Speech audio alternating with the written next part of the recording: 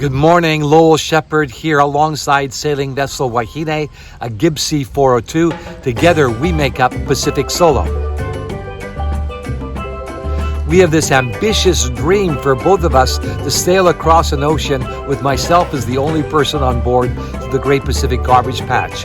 As an intermediate step, we're cruising around Japan, over 50 ports so far, learning how to face all kinds of adversities, weather, repairs, even legal restrictions on how far my boat can leave land, but I'm learning a lot, and occasionally being trailed by the History Channel, who are filming a series called Dare to Dream with myself as a host. So follow along, like, share, and subscribe, and a big thank you to my patrons who make these video episodes possible and making the dream come true. In this episode, I feature my friend and fellow sailor Daniel in his 55-foot Wadrum boat.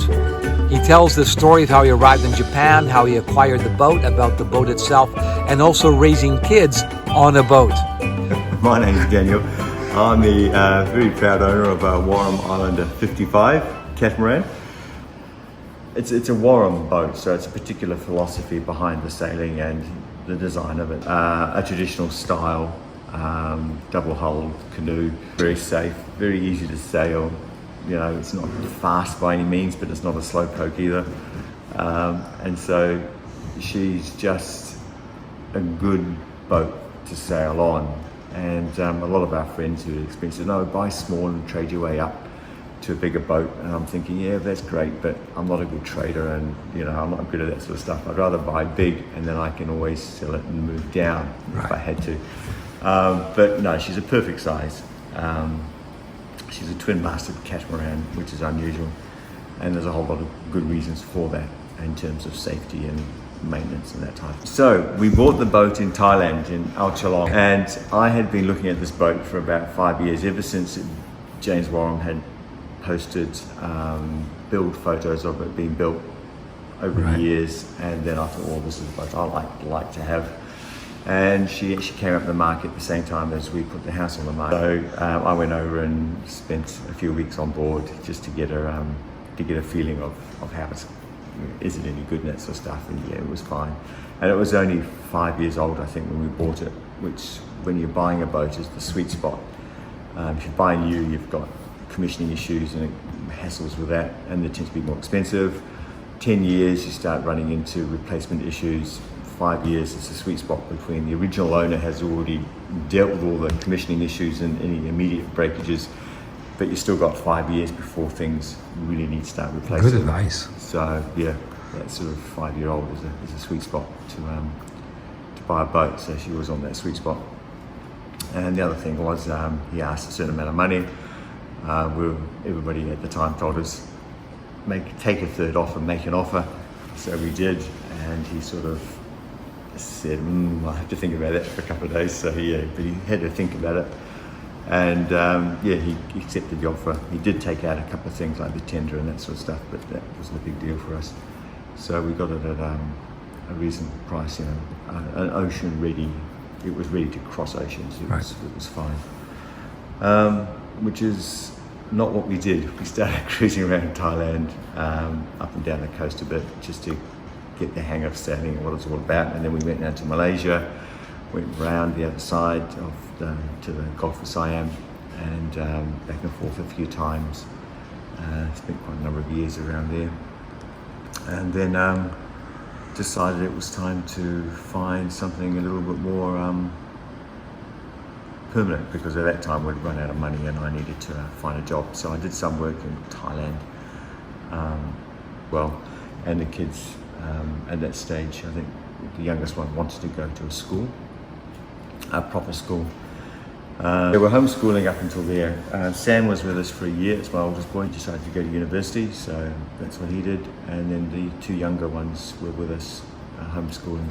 After many years of earning money as we travelled around, it became quite clear that wasn't very sustainable in the long term. And so we needed to be in a country where I could legally work, and I didn't have to fly in, fly out, so I didn't have to be away from the boat for a month at a time. And so having sort of New Zealand residency or citizenship, and also the opportunity to live in Japan as well, because my wife's Japanese so I could get the visa there. It was really only a couple of places in the world that we could base ourselves really, and Japan was a lot closer. We'd just come from New Zealand, so Japan was the obvious place to come and stay, to live, to work, and to continue sailing and cruising. So that's the reason why we're in Japan. I mean, we arrived into Japan into Ishigaki. Right. Japan into Ishigaki. Where you checked in? We checked in there, and then we hung around there for a month or two, and then we went up to Okinawa, hung around there a little bit, and then we went up to Amami. We weren't really looking to go much further north than that because it just gets starting to get cold. But like I said before, the typhoons sort of come in and change those plans in a big way. They're really just, I mean, if you're sitting in, every time a typhoon comes through, we had our own little typhoon hole, and you're looking at 100, 120 knot winds sustained for a long time. And here is Uge, which is kind of in the center of the inland sea. If you're sort of going east to west, Uge is kind of in the middle. It's a really stunning place. It has beautiful beaches, has a good vibe to it, Japan has typhoons, so no matter where we go in Japan, we're going to get clobbered by a typhoon or incredibly strong winds that come down off Siberia and Russia and North Korea. And so being in the inland sea, we get a lot of, it's surrounded by mountains, so a lot of this weather's broken up, and so it's a lot less extreme here. And we were fortunate to be able to find a spare piece of seabed where we could drop a mooring and be in a very protected zone. So actually, one of the reasons why we actually wanted a boat is because we were pretty sure that the kids were all going to disappear off to different parts of the world, and it's just nice if we could just sail slowly around and see them. But it ended up they were all living on Uge, which is pretty amazing, really. Yeah, it is amazing. It is amazing. Tom is living next door to us.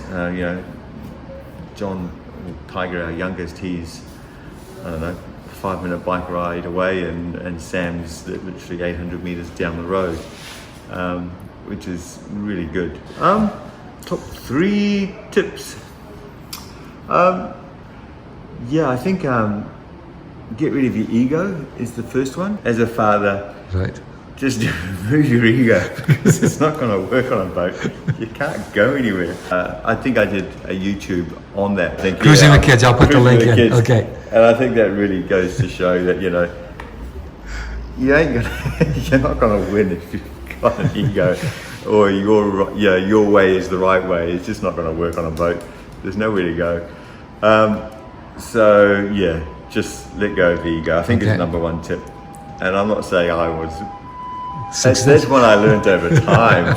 It's not something I certainly got on a boat for. Righto, I'm all free now. That's not how it works. So that's number 1. Number 2 is probably don't stress it so much.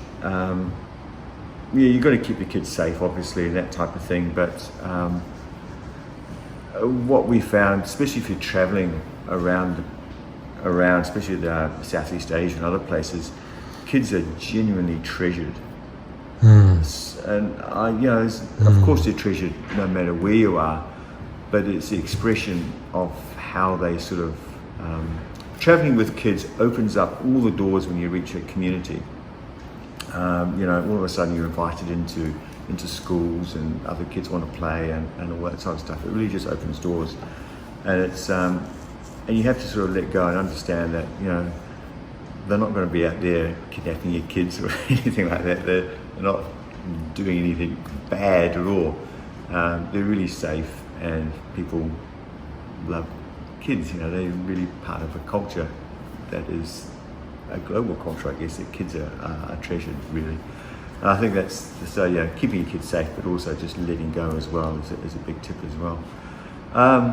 Number 3, I think now that we've had kids on board, and we've also seen other cruising families with kids on board, I think don't wait until it's too late. I mean, if you've got one in the oven, just go sailing.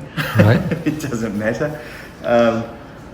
We had this talk last week. Yes. And worried about having babies on board, and it was when I met my wife. She didn't want to she comes from Gunma in Japan, which is a landlocked prefecture. No experience of the ocean, all that sort of stuff, other than going to the beach. And so I said, as soon as I got married, let's buy a boat and go sailing the world. And she said, let's have the babies first on land. So that's pretty much what we did, and we got caught up in businesses and companies and that sort of stuff. But as soon as the youngest was 9, she said, right, let's go. It's your turn to have your dream. So that's what we did. But to be honest, having a little baby on board is pretty easy. They don't go anywhere, they just lie there. And so, it's very easy. And as they get into toddler stage and that sort of stuff, you start putting systems in place. And it's a bit like around the house. When they reach a certain age, when they start grabbing things, then you lift everything up off A house floor. can be dangerous for kids. Exactly, yeah. So it's the same thing with a boat. Of course it's dangerous, but you adjust as you go. And so we've seen many families with tiny little babies and all the way up to teenagers, everything in between. And they're all great, they're all no worries. Next year, because I've spent a few years, due to COVID and whatnot, everything closed down anyway. Yes. And then I've been away working for 8 months, and so the boat's I haven't had the chance to upgrade it like I wanted to do. But next year, if you want to come sailing around Japan, cruising the inland sea, I am going to be making my way around Japan. Right.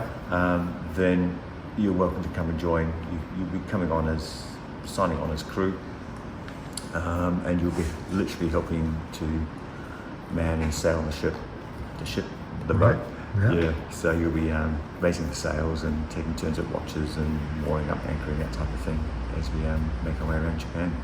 And they can find that out on your website. On the website, seajapan.com. seajapan.com. It's seajapan.com. All one word, Sea Japan. Sea Japan, or just go to youtube.com/seajapan. In a future episode, we'll feature on tourism here on Ugay Island, where he's based. Daniel runs a tourism business, as does his son, and also a couple called Matt and Momo. And we filmed the interview in the Umino Eki, the sea station, which is only 30-second walk from the dock and where I'm sitting right now. So please enjoy, please like, please share. It's time to go sailing on his boat. Let's go.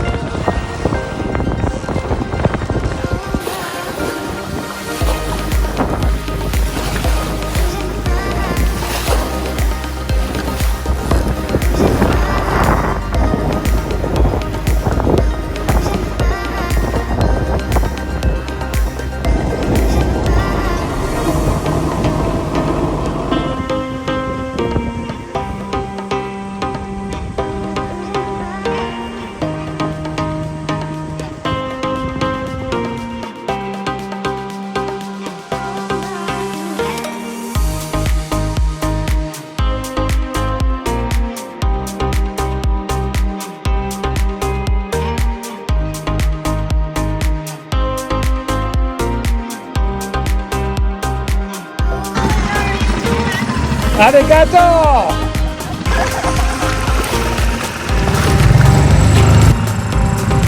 Thank you, Captain.